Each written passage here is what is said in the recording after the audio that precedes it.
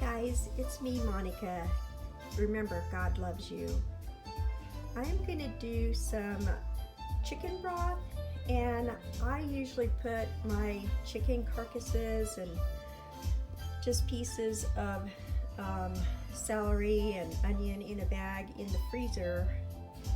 And today I pulled it out and I'm gonna let it make some chicken broth for us today.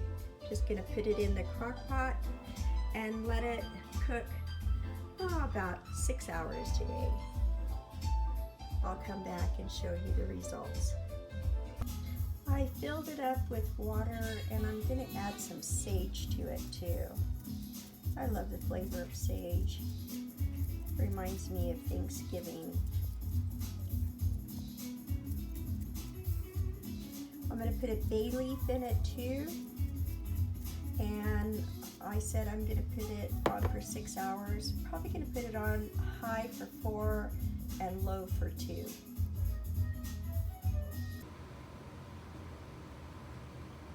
Hi guys, I'm back. This is our chicken noodle soup that came out of that chicken broth that I was making today.